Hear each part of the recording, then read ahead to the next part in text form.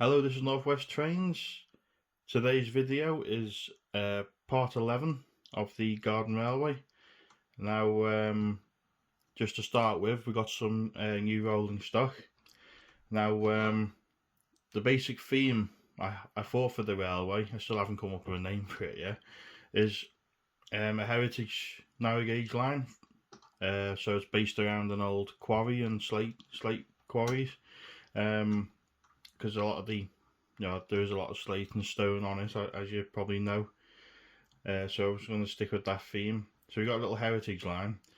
So I've been after something like these for a while, but I was just reluctant to pay the £40–50 that the new retail price for the LGB ones are. But I had this loco. Got this at a bargain at an exhibition. That was £60. And it's cracking runner, and I did get a few quarry wagons for it. Wanted a bit of variety so that while running heritage passenger trains, we could have a few demonstration freight trains and wagons in the sidings.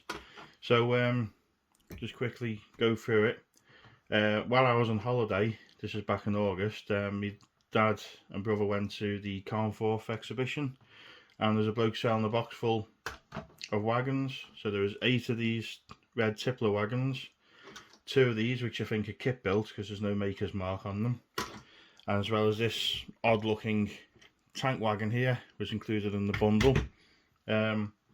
He sold the lot for £100, so 11 wagons, which was pretty good, because like I say, to get these even on eBay you're talking at least £35–40. So even if you said it, you'd easily sell them for a tenner each. So to go with that is perfect, I think. I'll just move the camera down a little bit so you can see. So what I thought of this one is we can just stick this on a siding somewhere, and it can either be a water tank for giving the steam engines water, or it can just be an abandoned wagon. It weighs a ton, so it won't be going anywhere. Up the incline this will only pull 4 wagons, but if we have half a rake in the siding and it collects them and so on, it's a nice little bit of running, I think. So that's that. They're all plastic wheels, so I might weather them up a bit as well, make them look a bit better. So we'll do a few running shots of them on the layouts, and we're going to move on to the next part of the update video. We'll feature some work I've done on the buildings. So hope you enjoy the running session and the next part.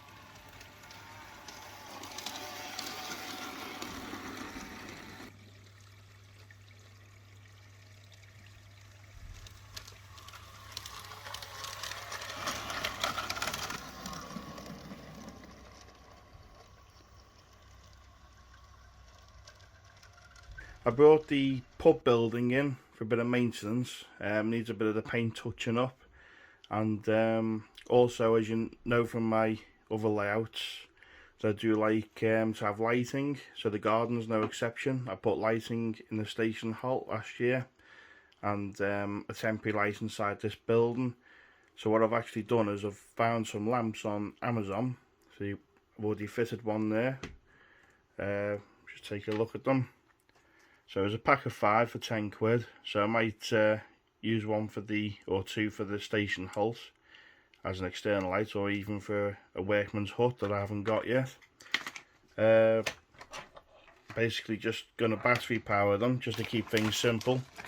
Again, on Amazon there's 10 of these battery boxes, and they've got switches on them, so you've got a screwdriver as well as crocodile clips as well if you wanted to use them. So all that was a tenner. So I'll soon use some of that in the 00 layout if I don't use it on the garden railway.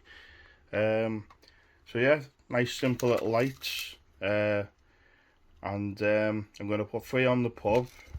So as you can see, what I've done is I've drilled a hole there, and I've threaded this one through, and I've also got one to go on the side here somewhere.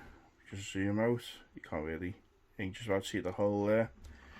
So yeah, I'll just quickly have a look, show you how easy they are to set up, and we'll get it in the garden, see what it looks like.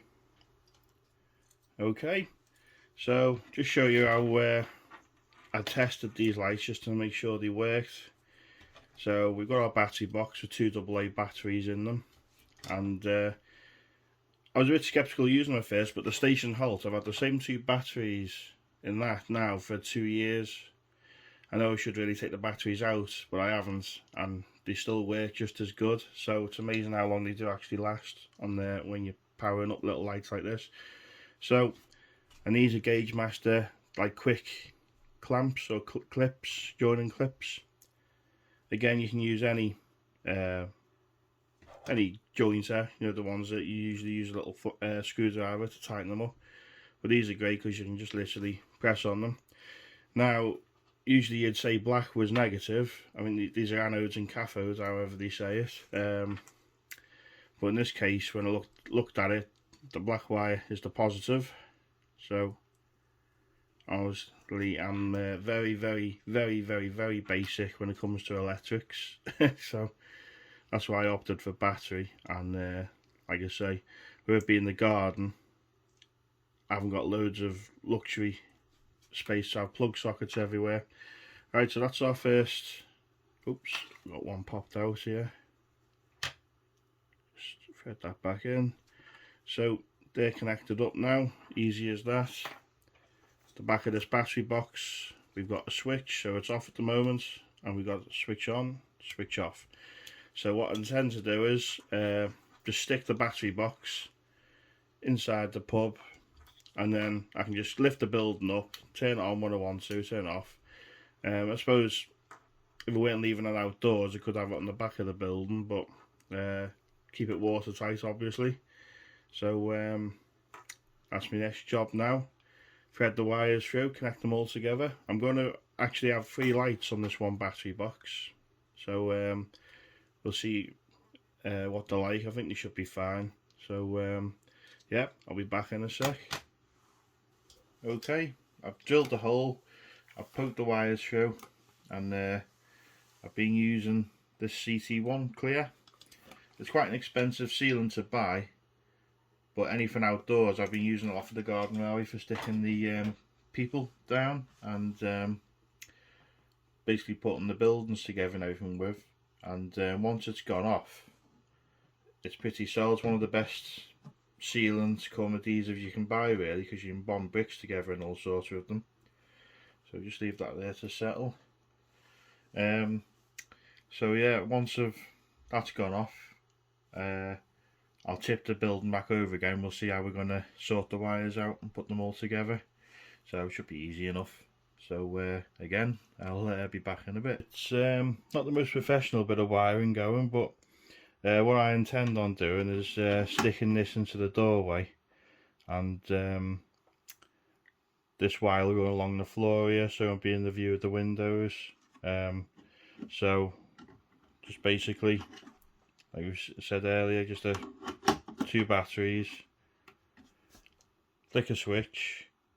So all that together, the lights, we got 1 light spare, and that was about 12 quid. So I mean, I've got many more of them as well, so I'm quite happy with that. And another little thing we've got to go next to the pub, we've also got some a pub bench now as well, and some extra figures, so we'll see that. But we've got these, painted them up, put them on a pallet, and we've even got our own little forklift. This was off an old LGB wagon that I had, I've still got somewhere. So pub scene is getting there. I still just need a few drinking figures. If anyone knows of any G-scale pub figures, let me know. That's what I'm after now. But yeah, let's have a little running session then, and see what it's like in the evening, and as it gets darker we'll see how good the lights are. Oh, and I've also fitted some to the LGB coaches as well, so keep an eye out for them. Let me know what you think. So thanks again for watching. Keep an eye out for the next video.